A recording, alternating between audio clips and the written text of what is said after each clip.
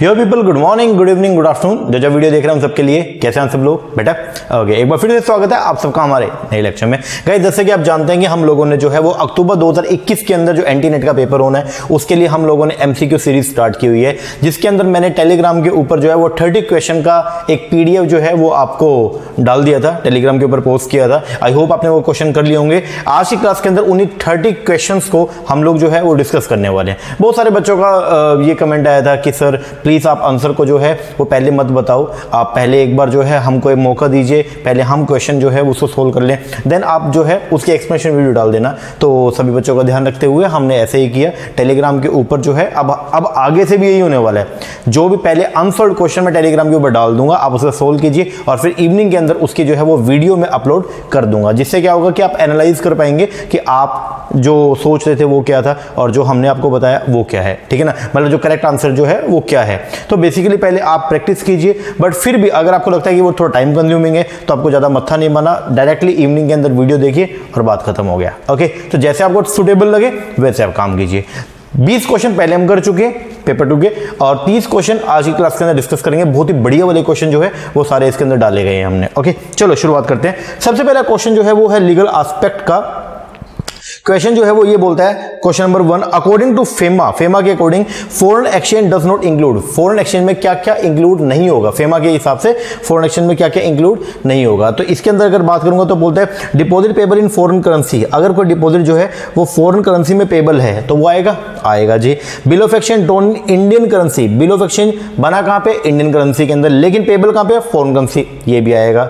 ठीक है जी। दूसरा, traveller cheque issue by the institution outside India. कोई ट्रैवलर चेक था जो इशू तो किया बाहर वाले ने, लेकिन वो पेबल है कहां पे, इंडिया में, ये भी आएगा। ठीक है, इन तीनों के अंदर इंडियन करेंसी फॉरेन करेंसी दोनों का जिक्र है।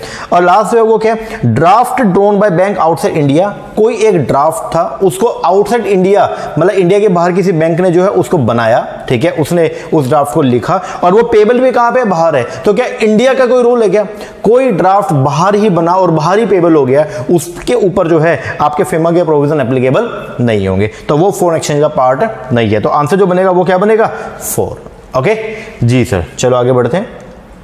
Second, Which two of the following measure of the central tendency है। देखिए सेंट्रल टेंडेंसी की अगर हम बात करते हैं, ठीक है, सेंट्रल वैल्यू निकालने के लिए एवरेज, सेंट्रल टेंडेंसी का मतलब क्या होता है, सेंट्रल वैल्यू या फिर एवरेज वैल्यू। ठीक है, तो बोलते हैं इनमें से कौन सी सेंट्रल टेंडेंसी के पार्ट जो होते हैं अलग अलग 5 होते हैं, mean, median, mode, harmonic mean, geometric mean. तो बोलते हैं उनमें से कौन सा ऐसा है विच आर नॉट कैपेबल, जो कैपेबल नहीं है किसके लिए, एल्जेब्रिक ट्रीटमेंट के लिए, एल्जेब्रिक ट्रीटमेंट के लिए कैपेबल नहीं है, मतलब जिसके बेस पर फर्दर आगे कोई आप फॉर्मूला, स्टैटिस्टिकल फॉर्मूला जो है वो नहीं बना सकते। तो मीन के बेस पर बनता है, अर्थमेटिक मीन के बेस पर बनता है, ज्योमेट्रिक मीन के बेस पर बनता है और हार्मोनिक मीन के बेस पर बनता है, बट कोई भी फॉर्मूला जो है मीडियन और मोड के बेस पर नहीं है। तो आंसर जो बनेगा वो क्या बनेगा, मीडियन एंड मोड, बोलता बी एंड डी, थर्ड आपका आंसर आएगा। ओके जी सर, चलो आगे बढ़ते हैं। नेक्स्ट क्वेश्चन बोलता है match the modes of communication. यहां पे बताना है modes of communication in marketing and there communication platform. Okay, यहां पे दे रखे आपको मोड्स और यहां पे है आपके कम्युनिकेशन के प्लेटफॉर्म, दोनों को आपको जो है वो मैच करना है। एडवर्टाइजिंग की अगर मैं बात करता हूं तो एडवर्टाइजिंग किसके थ्रू होती है, जो आपके ब्राउचर्स होते हैं, बुकलेट है उनके थ्रू। सेल्स प्रमोशन की एक्टिविटी जैसे कॉन्टेस्ट करवा दिया ये। वर्ड ऑफ माउथ मार्केटिंग की अगर हम बात करते हैं तो जो वेरियस ब्लॉग्स होते हैं, जो अलग अलग लोग जो है वो क्या करते हैं, वेरियस साइट्स के ऊपर पोस्ट करते हैं वो। और पर्सनल सेलिंग के अंदर क्या होता है, सेल्स मीटिंग होती है आपकी। ठीक है, तो आंसर जो बनेगा वो क्या बनेगा, second. Next question, Which of the following is a non random method. देखो सैंपलिंग के 2 मेथड होते हैं, एक होता है रैंडम सैंपलिंग मेथड, एक होता है नॉन रैंडम। रैंडम के अंदर हम क्या करते हैं, ये ईच एंड एवरी जो आइटम होती है इन दिस सैंपल उसको इक्वल चांस होता है सिलेक्ट होने का, बट नॉन रैंडम के अंदर ऐसा नहीं होता, वहां पे थोड़ी बायसनेस होती है। तो आपको यहाँ पे मेथड दिए हुए हैं सैंपलिंग के, बोलते हैं इनमें से कौन सा ऐसा मेथड है जो किसका पार्ट है, which of following is a non random method, जो नॉन रैंडम का पार्ट है। ओके, स्ट्रेटिफाइड रैंडम का, सिस्टमेटिक रैंडम का, मल्टीस्टेज रैंडम का, कोटा सैंपलिंग, ये जो है किसका पार्ट है, नॉन रैंडम सैंपलिंग मेथड का। आगे, which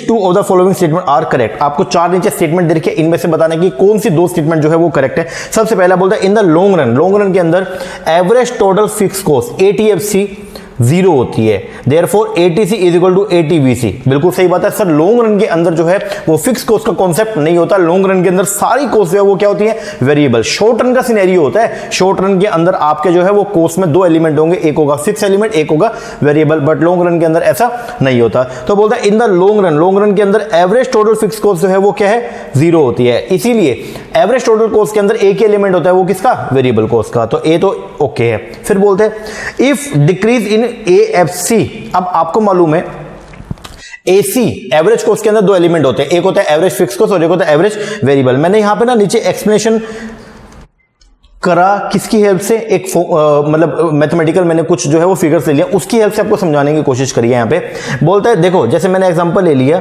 कि मान लो आपका एएफसी 10 है और एबीसी भी 10 है, तो आपकी एसी कितनी होगी, 20 होगी, क्योंकि एवरेज कॉस्ट जो है वो किसके बराबर होती है, वो होती है एबीसी प्लस में एएफसी। ओके, अब सेकेंड पॉइंट को पहले पढ़ो। बोलता है अगर डिक्रीज इन एएफसी, मतलब एएफसी आपकी कम हुई है और वो क्या है, is less than increase in ABC, ठीक है, तो बताओ एसी पे क्या इंपैक्ट पड़ेगा। एग्जांपल के तौर पे मान लो आपकी एएफसी कम हुई, 10 से जो है वो कितनी होगी, 5 हो गई, ठीक है, और जो इंक्रीज एबीसी बढ़ी है वो डिक्रीज इन एएफसी से ज्यादा हुई है, बड़ी ज्यादा है, तो मतलब ये 6 से बड़ी मान लो, तो ये कितनी होगी, 16। 10 की जगह कितनी होगी, 16 होगी।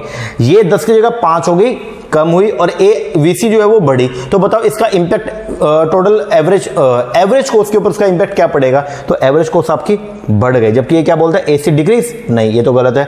अगला, इफ डिक्रीज इन एएफसी, जो एएफसी आपकी कम हुई है वो बराबर है इंक्रीज इन एबीसी, मतलब आपकी एएफसी पहले 10 थी, 10 से अब कितनी होगी, 5 हो गई, और एबीसी पहले 10 थी और 10 से कितनी होगी, 15 होगी। तो बताओ इसका एवरेज कॉस्ट के ऊपर क्या इंपैक्ट पड़ेगा, तो एवरेज कॉस्ट आपकी क्या रहेगी, सेम रहेगी, पहले भी 20 थी और अभी भी 20 है, तो ये आपका सही है। आगे, इफ डिक्रीज इन एएफसी, अगर जो आपकी एएफसी में जो घटोती हुई है अगर वो ज्यादा किससे, इंक्रीज इन एबीसी से, तो बताओ एसी पे उसका क्या इंपैक्ट पड़ेगा। एग्जांपल जैसे एएफसी पहले कितनी थी, 10 थी, अब ये 10 से जो है वो क्या हो गई, 5 हो गई, मतलब कम हुई, और 5 से कम हुई। और जो इंक्रीज इन एबीसी, एबीसी बढ़ी है लेकिन एएफसी के घटने से कम से बढ़ी है, तो मान लो ये पहले 10 से, 10 से कितनी होगी, 14 होगी, भाई 4 से ही बढ़ी, ये 5 से कम हुई, तो बताओ इसका इंपैक्ट एसी पे क्या पड़ेगा, तो एसी जो है वो कितनी, 19 हो गई, मतलब 20 के मुकाबले में क्या हो गई, 19 कम हो गई, ठीक है। और यहां क्या बोलते हैं, एसी इंक्रीज, तो ये भी क्या है, गलत। तो आंसर जो आएगा वो क्या आएगा, 1 ए एंड सी। ए एंड सी का मतलब ए और सी सही है, बाकी रॉन्ग है।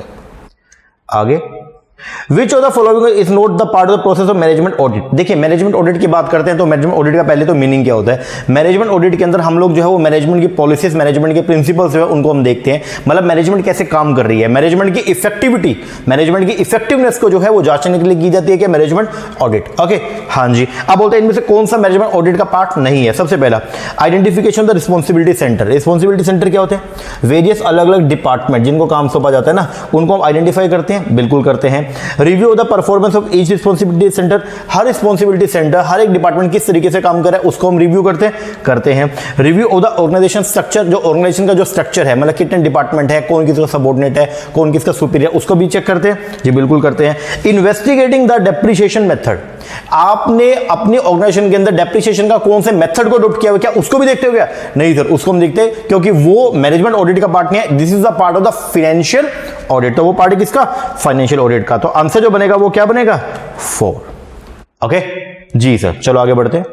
नेक्स्ट क्वेश्चन बोलते हैं, विच of the following is not true regarding the web marketeer. Web marketeer मतलब जो वेब की मदद से, बोले तो वेब का मतलब क्या होता है, इंटरनेट, www, जो इंटरनेट की मदद से मार्केटिंग करता है। मार्केटियर कौन होता है, मार्केटिंग करने वाला। तो बोलता है इनमें से आपको बताना है कौन से स्टेटमेंट जो है वो सही नहीं है। पहला, web marketer usually try to attract prospect to their site, अपने साइट पे जो है उनको अट्रैक्ट करता है मेल के थ्रू या एडवर्टाइजमेंट, न्यूज़पेपर, बिल्कुल सही बात है, ये तो सही है, ठीक है। यूज करता है अट्रैक्शन लाइक डिस्काउंट, गिफ्ट, ये भी करता है। Ask customer to give their personal data, mandatory, ऐसा होता है कि मैंडेटरी आपको अपनी पर्सनल इंफॉर्मेशन सारी बतानी पड़ती है, ऐसा नहीं होता। तो थर्ड आपका जो है वो आंसर आएगा, ठीक है। वैसे लास्ट भी पढ़ लो, give a lot of publicity to the discount scheme, discount scheme के लिए पब्लिसिटी भी देता है, हाँ जी बिल्कुल देता है। अब जैसे मिंत्रा के ऊपर अगर हम बात करते हैं तो मिंत्रा में क्या आपकी पर्सनल डिटेल मांगता है, वो आप खुद सोचिएगा, वो आपसे आपका नाम मांगेगा, मेल आईडी पूछेगा और एड्रेस पूछेगा, फोन नंबर पूछेगा, जो उसको चाहिए बेसिकली क्या करने के लिए, ऑर्डर को एग्जीक्यूट करने के लिए। क्या ये पूछता है आपके बताओ बच्चे कितने, आप तो मैरिड हो या अनमैरिड हो, ये चीजें पूछी गई क्या, नहीं सर। तो आंसर जो बनेगा वो क्या बनेगा इसका, 3। थर्ड जो है वो वेब मार्केटिंग से रिलेटेड नहीं है। आगे अब है सीआरएम। सीआरएम का मतलब क्या होता है? Customer relationship management. ठीक है, तो बोलता है companies that are becoming skilled, वो कंपनी जो सीआरएम कस्टमर रिलेशनशिप मैनेजमेंट के अंदर जो है वो स्किल्ड है, वो फोकस करते किसके ऊपर? वो फोकस करते एक ऐसा प्रोग्राम को बनाएंगे हम और रिटेन करेंगे राइट कस्टमर को एंड मीट करेंगे individual need of the valued customer. तो आंसर जो बनेगा इसका वो क्या बनेगा? सी, क्योंकि सीआरएम के अंदर हम क्या करते हैं? डेवलप करते हैं प्रोग्राम, ऐसे प्रोग्राम बनाते हैं जिसके थ्रू हम लोग अट्रैक्ट कर पाए और रिटेन कर पाए किसको? राइट कस्टमर को एंड मीट करे individual need of the valued customer. हर एक कस्टमर की इंडिविजुअल नीड को हम लोग सेटिस्फाई कर पाए, ऐसे प्रोग्राम को हम लोग जो है वो क्या करते हैं? डेवलप करते हैं। तो 8th का आंसर जो बनेगा वो क्या बनेगा? 3rd। नेक्स्ट 9th बोलता है माइकल पोर्टर। माइकल पोर्टर ने प्रपोज किया था जेनरिक स्ट्रेटजी जो प्रोवाइड करता है good strategic point for the strategic thinking. Identify करो उनको from the below mention strategy. ये आपको 4 स्ट्रेटजी दे रखी है, इनमें से आपको जो है आइडेंटिफाई करना है। वैसे माइकल पोर्टर ने जो स्ट्रेटजी था वो टोटल मिला के 4 था। एक था आपका ओवरऑल कोस्ट लीडरशिप, एक था आपका फोकस और एक था कौन सा? डिफरेंशिएशन। उसमें इनोवेशन नहीं होता, हालांकि मैंने ये लिख भी दिया यहाँ पे। तो देखो एक है कोस्ट लीडरशिप, एक है डिफरेंशिएशन, एक है फोकस। अब फोकस दोनों पे हो सकता है, कोस्ट पे भी हो सकता है, डिफरेंशिएशन पे भी हो सकता है। ठीक है, तो यहां पे जो आंसर बनेगा वो क्या बनेगा आपका? ओवरऑल कोस्ट लीडरशिप आएगा, फोकस आएगा, डिफरेंशिएशन आएगा, मतलब ए, सी और डी आएगा, बट इस बी जो है इसका पार्ट नहीं है। Answer is the 2nd। आ गया बोलता है विच one of the following is the correct sequence of various stage of the operating cycle. अगर बात करेंगे ऑपरेटिंग साइकिल का, तो ऑपरेटिंग साइकिल के अंदर जो वो कैसे होता है? सबसे पहले रॉ मटेरियल, बोलो हाँ जी सर, रॉ मटेरियल होता है। फिर वहां से वर्किंग प्रोग्रेस होगा, हाँ जी सर होगा। फिर उसको कन्वर्ट करेंगे फिनिश गुड्स में, हाँ जी करेंगे। फिर उसकी सेल होगी और सेल होने के बाद में फिर क्या होगा? रिसीवेबल कन्वर्जन पीरियड होगा, मतलब जो आपके डेटर्स है उनसे पैसा रिसीव होगा। फिर ये साइकिल दोबारा स्टार्ट हो जाएगी। ऐसा होता है जी। तो इसका करेक्ट सीक्वेंस इन चारों में से फर्स्ट। आगे Which of the following is related to warranty? बात की जा रही है वारंटी का, नोट गारंटी। गारंटी का बात नहीं है, किसकी बात है? वारंटी। गारंटी के अंदर तो रिप्लेसमेंट होती है, बट वारंटी के अंदर जो है वो क्या होगा? अगर आपका प्रोडक्ट कल को खराब हो गया तो उसको हम सही करके दे देंगे, ना कि रिप्लेस करेंगे। तो बोलते हैं इनमें से कौन सा रिलेट है वारंटी से? तो it is a vital importance for completion of contract. Contract के लिए ऐसा होना जरूरी है? ऐसा तो नहीं है। दूसरा, if there is a breach the agreed party can repudiate. अगर ऐसा हो गया तो क्या आप कॉन्ट्रैक्ट को रेपुडिएट कर सकते हो? नहीं सर, आपको ओनली कंपनसेशन मिलेगा। It is essential to maintain purpose of contract. नहीं sir. In case of breach, अगर ब्रीच हुआ, एग्रीड पार्टी मतलब जो बेचारी परेशान है, जिसके साथ नुकसान हुआ, वो क्लेम कर सकते हैं ओनली डैमेजेस। ओनली डैमेजेस, आप ओनली डैमेजेस का डिमांड कर सकते हैं, आप कॉन्ट्रैक्ट को रेपुडिएट नहीं कर सकते हैं। नेक्स्ट क्वेश्चन बोलता है which among the following is not a correct statement. इनमें से कौन सी जो करेक्ट स्टेटमेंट नहीं है? RBI work as the central bank of Burma till 1947। RBI ने बर्मा के लिए सेंट्रल बैंक की भूमिका निभाई 1947 तक। यस, क्योंकि 1947 तब तक निभाई थी जब तक जैपनीज ने उसको ओवरटेक नहीं कर लिया था। तो फर्स्ट तो एकदम सही है। ठीक है, आपको बताना कौन सी सही नहीं है।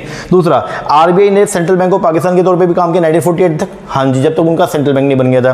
फिर RBI work as central bank of the Bangladesh. Bangladesh के सेंट्रल बैंक के तौर पे भूमिका निभाई नहीं। तो आंसर जो आएगा करेक्ट वो क्या है? मतलब जो उनका करेक्ट नहीं है, 3rd। बाकी लास्ट में पढ़ लो, आरबीआई कमेंस किया ऑपरेशन 1 अप्रैल 1935 से। बिल्कुल सही बात है। तो आंसर जो बनेगा वो क्या बनेगा? 3rd। Next, given below are the 2 statement. आपको यहां पे 2 स्टेटमेंट दे रखी है, एक है लेबल, एक है assertion in and the other is label and reasoning. ठीक है, दोनों के बेस पर आपको कुछ नीचे ऑप्शन है वो आपको बताने हैं। सबसे पहला, इन case of short run cost behaviour. ध्यान से सुना, किसकी बात हो रही है? शॉर्ट रन कॉस्ट बिहेवियर के अंदर एमसी कर्व जो है वो इंटरसेक्ट करता है किसको? एसी को। कहां पे? मिनिमम पॉइंट पे। बिल्कुल सही बात है। एमसी कर्व जो है अगर हम बनाते हैं, ये ऐसे आपका यू शेप का होता है और एमसी कर्व जो है उसको क्या करता है? इसके मिनिमम पॉइंट पे जो है वो क्या करता है? इंटरसेक्ट। तो असर्शन तो एकदम सही है। इसकी रीजनिंग में क्या बोलता है? बोलता है while AC continue to decrease. अगर एसी जो है जब कंटिन्यू आपका लगातार कम होता रहेगा, MC begin to rise. MC जो है वो क्या होगा? बढ़ना शुरू हो जाएगा। मतलब ये देखो, यहां पे एसी जो है वो क्या हो रहा है? कम हो रहा है, लेकिन यहां देखो एमसी जो है वो क्या हो गया?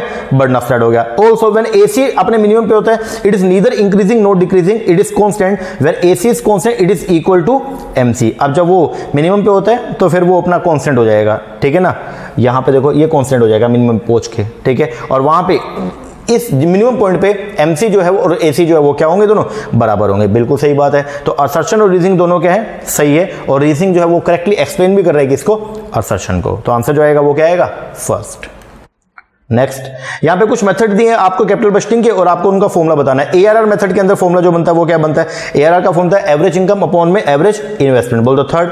पेबैक पीरियड का फॉर्मूला जो है वो क्या होता है? पेबैक पीरियड का होता है जो आपकी इन्वेस्टमेंट है अपॉन में एनुअल कैश फ्लो, इसके थ्रू आपका पेबैक पीरियड निकलता है कितने दिनों के अंदर आप अपनी इन्वेस्टमेंट को रिकवर कर रहे हैं।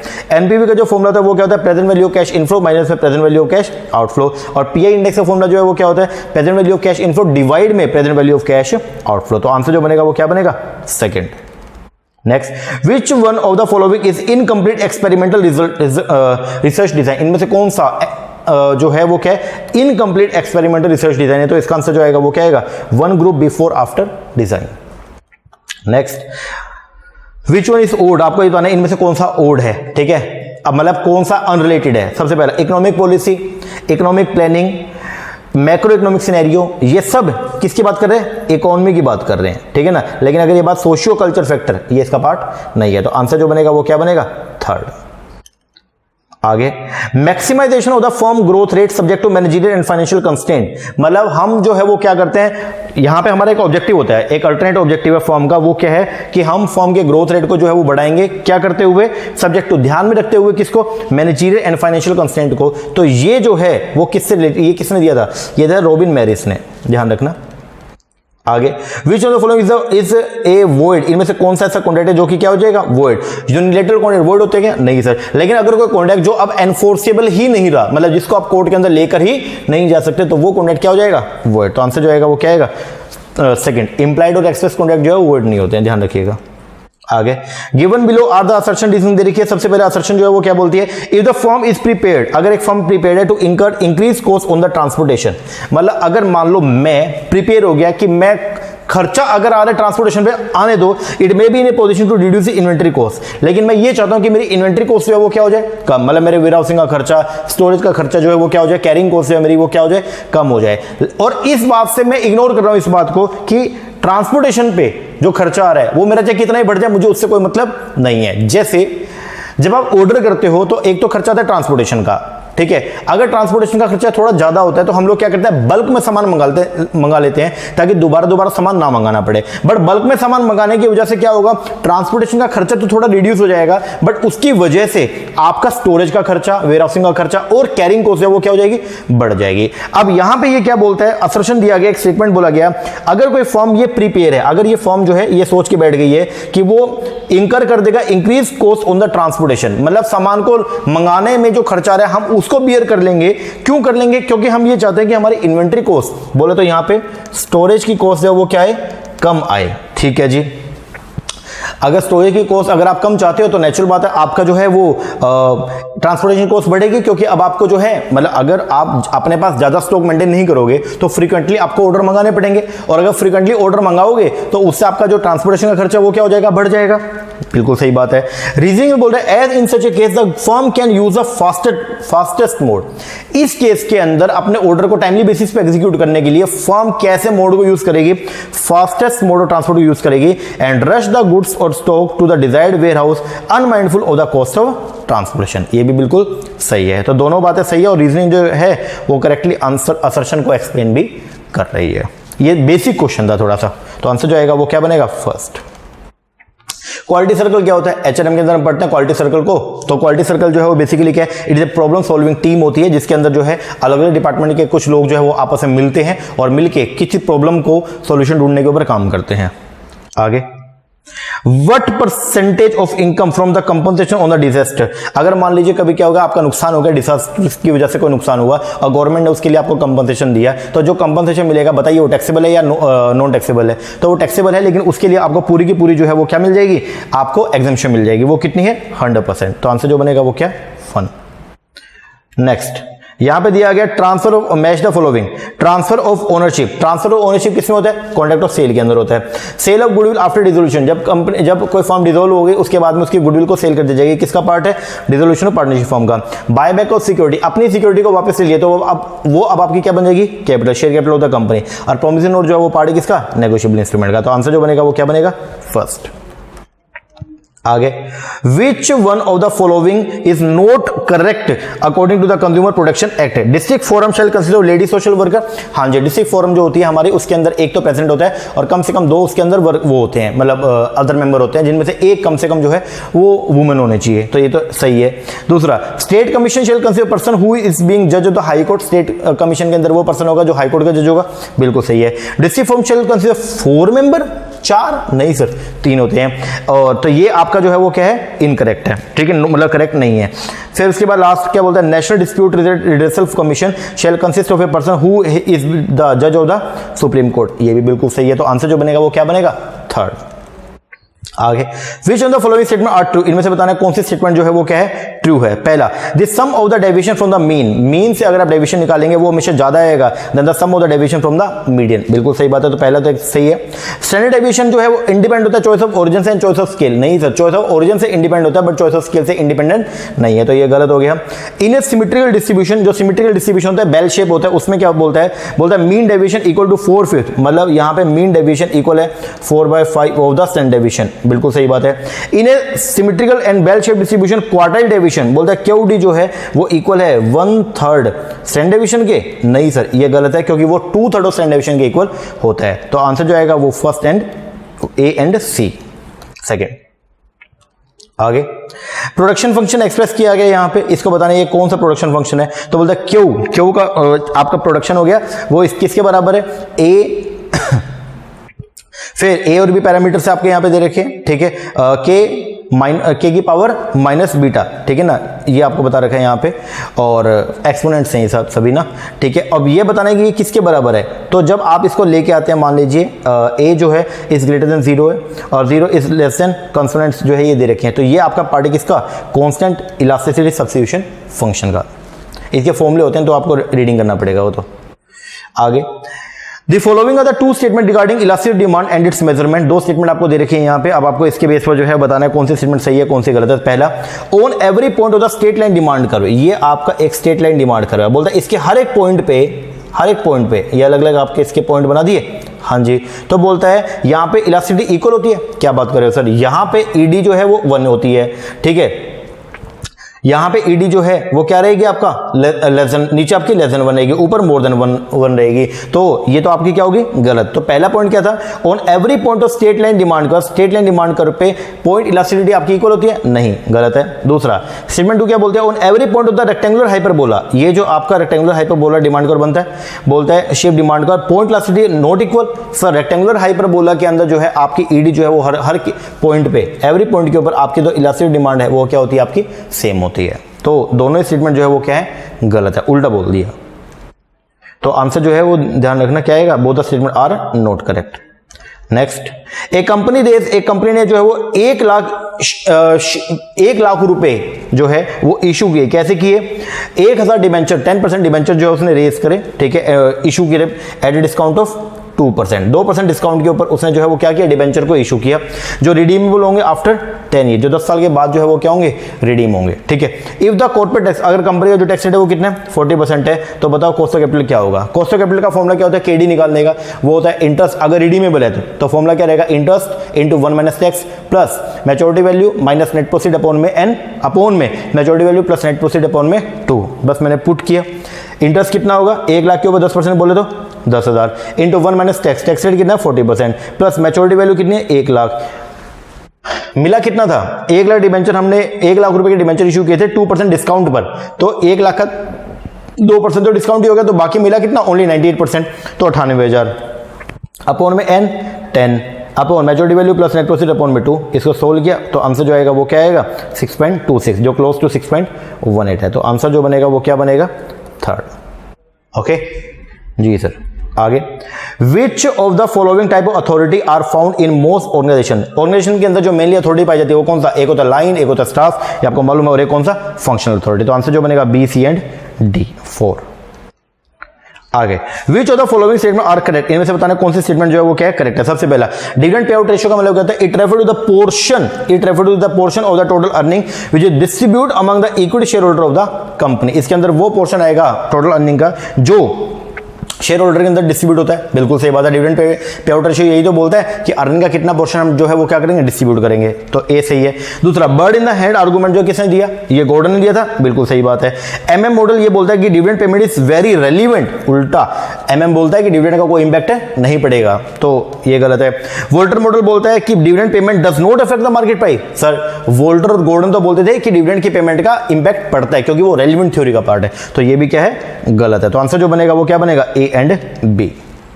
Next, which of the following statement is not correct regarding the duty of the auditor. Auditor की ड्यूटी के रिगार्डिंग जो है कुछ बातें बोली गई है। सबसे पहला बोलता है physical verification of the figures is the primary responsibility.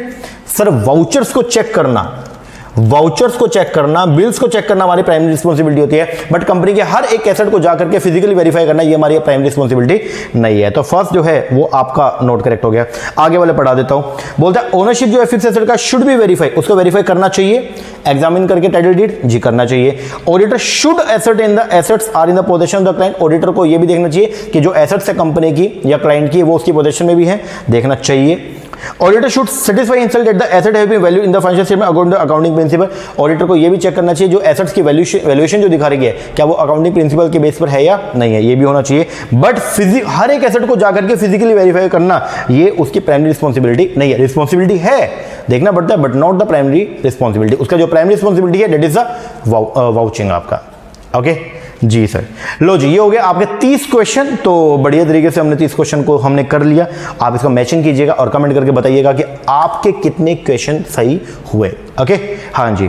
इसके बाद अब वो पैराग्राफ आपको मैंने बताया था, तो उसकी वीडियो भी जो है वो मैं डालूंगा अभी, ठीक है, कि कैसे पैराग्राफ को अटेम्प्ट करना है, और साथ में पेपर 1 को भी आज हम लोग जो है वो स्टार्ट करने वाले हैं। ओके जी सर, चलो ये कीजिए, बाकी मिलते हैं हमारे नेक्स्ट सेक्शन में। तब तक के लिए थैंक यू वेरी मच।